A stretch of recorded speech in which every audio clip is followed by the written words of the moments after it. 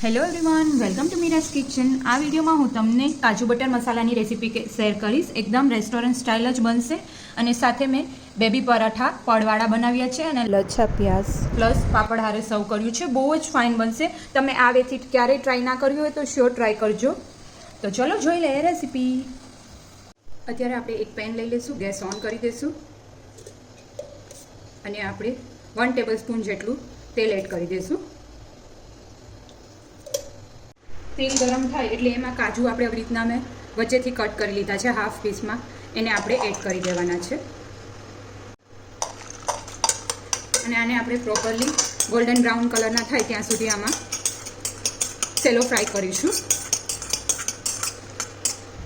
તો આપ જોઈ શકો છો અત્યારે ગોલ્ડન બ્રાઉન કલર આવી ગયું છે. લાઇટ ગોલ્ડન બ્રાઉન કલર જ આપણે સેલો ફ્રાય કરવાના છે. હવે એક પ્લેટમાં અથવા તો બાઉલમાં લઈ લઈશું અને ગેસ ઓફ કરી દેવાનો છે આ સ્ટેજ ઉપર. તમારી ઘરે કોઈ શાક ના હોય અને કંઈ ન્યૂ ડીશ બનાવી હોય તો આવી રીતના તમે બહુ ઇઝીલી બનાવી શકશો. હવે પાછું આપણે એ જ પેનમાં ગેસ ઓફ કરી દીધો હતો, ઓન કરી લઈશું અને લસણની કળી અત્યારે લઈ લીધી છે એ એડ કરી દઈશું.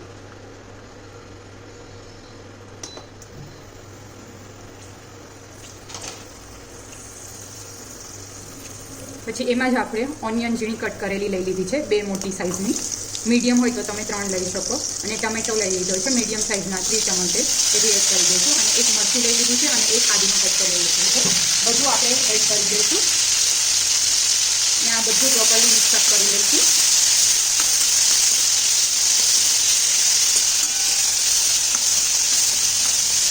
ગેસનો ફ્લેમ સ્લો કરી દઈશું અને પછી આપણે એક બાજુ લીધો છે એડ કરી દઈશું. એક તજનો ટુકડો, એલચી એક લીધી છે, તમાલપત્ર લીધા છે અને લાલ મરચાં લીધા છે. તમે જો તીખું ના ખાતા હોય તો કાશ્મીરી મરચાં આખા લઈ શકો. મગજતરીના બી લીધા છે 1 ટીસ્પૂન જેટલા અને આખા કાજુ લીધા છે 6 જેટલા. આવી રીતના તમે ગ્રેવી બનાવશો એટલે એકદમ બહાર જેવી જ ગ્રેવી બની અને રેડી થશે અને બહુ જ ફાઇન ટેસ્ટમાં બી લાગશે. અને મારી પાસે અત્યારે ધાણા ભાજીની દાંડલી હતી તો એ એડ કરી દઈશું 1/2 ટીસ્પૂન જેટલી. આનાથી બહુ જ ફાઇન ફ્લેવર આવશે, એટલા માટે આ ઓપ્શનલ છે. જો તમારી પાસે હોય તો તમે એડ કરી શકો અથવા તો ના હોય તો સ્કીપ બી કરી શકો, પણ બહુ જ ફાઇન ફ્લેવર આવી જશે ધાણા ભાજીની, કેમ કે એની જે દાંડલી હોય એમાં જ બહુ જ સ્મેલ હોય છે. અને એકદમ સ્લો ફ્લેમ ઉપર આપણે ફૂલ્લી કૂક કરવાનું છે. હવે એમાં આપણે હળદર એડ કરી દઈશું. થોડું સોતે થાય પછી એમાં આપણે પાણી એડ કરી દઈશું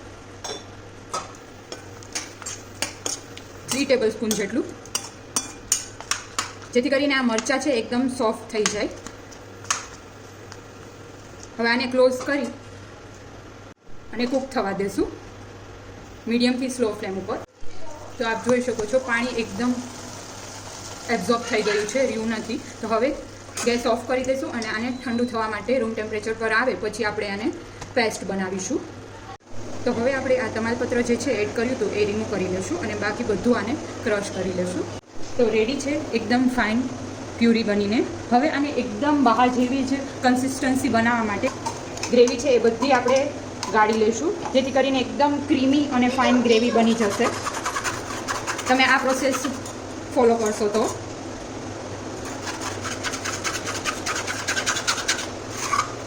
જે ગ્રેવીમાં ઘરે આપણે બનાવતા હોય ત્યારે કણી કણી જેવું લાગે છે, તો આવી રીતના તમે બનાવશો તો એકદમ કણી નહીં રહે, સાવ ક્રીમી જેવી ગ્રેવી બની અને રેડી થશે. તો રેડી છે એકદમ ક્રીમી એવું ટેક્સચરવાળી ગ્રેવી, આપ જોઈ શકો છો. હવે એક પેન લઈ લઈશું આપણે, જેમાં આપણે સબ્જી બનાવીશું. એમાં આપણે તેલ એડ કરી દેવાનું છે. તમે જો ઓઇલી ખાતા હોય તો 2 ટેબલ સ્પૂન અથવા તો 3 ટેબલ સ્પૂન જેટલું તેલ અને પ્લસ બટર બંને મિક્સઅપ કરીને બી યુઝ કરી શકો અને સિંગલ બટરમાં બી તમે બનાવી શકો. તેલ ગરમ થાય એટલે એમાં આપણે જે ઓનિયનની આવી રીતના મેં એક મીડિયમ સાઇઝની ઓનિયનની સ્લાઇસીસ કરી લીધી છે. આ ઓપ્શનલ છે, તમે એડ કરી શકો. જો ના ગમે ઓનિયનનો ટેસ્ટ તો સ્કીપ બી કરી શકો. ડાયરેક્ટલી ગ્રેવી એડ કરી દેશો તો બી બહુ ફાઇન ટેસ્ટ આવશે. અને ઓનિયનના ઓપ્શનમાં તમે કેપ્સિકમ બી એડ કરી શકો અને બંને વસ્તુ સ્કીપ બી કરી શકો. ટેસ્ટ પ્રમાણે તમારે એડ કરવાનું રહેશે. તો અત્યારે તેલ આવી ગયું છે તો એમાં આપણે એડ કરી દઈશું ઓનિયન અને ગેસનો ફ્લેમ સાવ સ્લો કરી દેવાનો છે.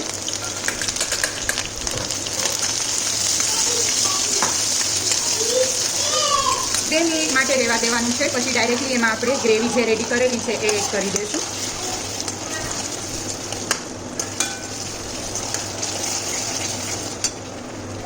હવે મીડિયમ ફ્લેમ રાખીશું અને એમાં આપણે બધા મસાલા કરી લઈશું. એડ કરી દઈશું એઝ પર ધ ટેસ્ટ. લાલ મરચું પાવડર એડ કરી દઈશું 1 ટીસ્પૂન જેટલું. અત્યારે મેં કાશ્મીરી લીધું છે, તમે તીખું ખાતા હોય તો એ રીતના તમારે એડ કરવાનું રહેશે.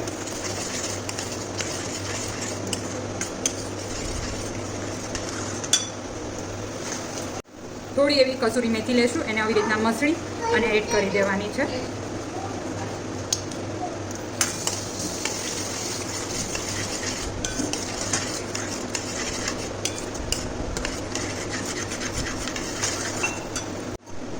હવે અત્યારે આપ જોઈ શકો છો સાઈડમાંથી પેનમાંથી તેલ છૂટું થવા લાગ્યું છે. આ સ્ટેજ ઉપર આપણે પાણી એડ કરી દઈશું. 4 થી 5 ટેબલસ્પૂન જેટલું પાણી એડ કરીશું અને પ્રોપરલી ગ્રેવીને ઉકળવા દેવાની છે. ગ્રેવી ઉકળશે તો જ ફાઇન ટેસ્ટ આવશે બહાર જેવો રેસ્ટોરન્ટ સ્ટાઇલ. બાકી જો પ્રોપરલી ગ્રેવી કૂક નહીં થાય તો એટલો ટેસ્ટ સારો નહીં આવે તમારી ગ્રેવીનો. એટલે ખાસ ધ્યાન રાખવાનું કે ગ્રેવીને પ્રોપરલી કૂક થવા દેવાની છે. અત્યારે મને થોડો કલર લાઇટ લાગે છે, એકદમ રેડિશ ઉપર નથી આવ્યો, તો થોડું એવું લાલ મરચું પાવડર એડ કરી દઈશ. આને ક્લોઝ કરી અને ઉકળવા દઈશું. અત્યારે ગ્રેવી થીક થઈ ગઈ છે, તો એમાં આપણે ગરમ મસાલો એડ કરી દઈશું 1/2 ટીસ્પૂન જેટલો. અથવા તો તમારી પાસે પંજાબી મસાલો હોય તો એ એડ કરો તો બી ફાઇન ટેસ્ટ આવશે.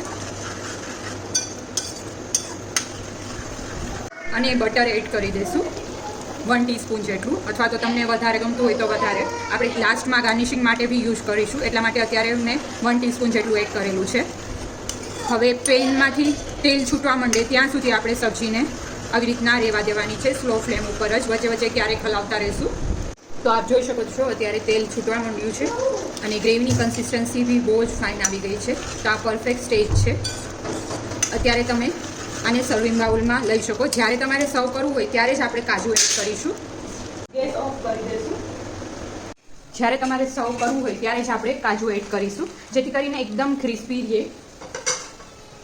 ઉપરથી થોડી એવી કોથમરી એડ કરીશું. પ્રોપરલી મિક્સ કરી લઈશું અને હવે આપણે સર્વિંગ બાઉલમાં લઈ લઈશું. તો લાગે છે ને જોઈને જ એકદમ એવું ક્રીમી કાજુ બટર મસાલા સબ્જી રેડી છે. જે રેસ્ટોરન્ટ સ્ટાઇલ રેસ્ટોરન્ટમાં મળતું હોય છે એ ટાઈપનું જ બની અને રેડી થશે. તમે આ રેસીપી ટ્રાય કરશો તો આપ બી આ રેસીપી ટ્રાય કરજો અને મને કમેન્ટ કરી અને જણાવજો તમને મારી રેસીપી કેવી લાગી છે. અને હા, હજી સુધી જો તમે મારી ચેનલને સબસ્ક્રાઇબ ના કરી હોય તો જલ્દીથી મારી ચેનલ સબસ્ક્રાઇબ કરી લેજો અને બેલ આઇકન પ્રેસ કરી લેજો, જેથી કરીને તમને આવા જ લેટેસ્ટ વિડીયોના નોટિફિકેશન સૌથી પહેલાં મળે અને તમે લેટેસ્ટ વિડીયો જોઈ શકો. ઉપરથી થોડી ધાણા ભાજી સિમ્પલ કરી દઈશું અને બટર એડ કરી દઈશું. તો લાગે છે ને એકદમ જોઈને જ બહાર જેવું રેસ્ટોરન્ટ સ્ટાઇલ યમ્મી એવું કાજુ બટર મસાલા બન્યું છે. સાથે મેં બેબી પળવાળા પરાઠા બનાવ્યા છે, સર્વ કર્યા છે.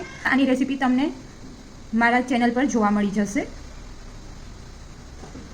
Thank you for watching my video.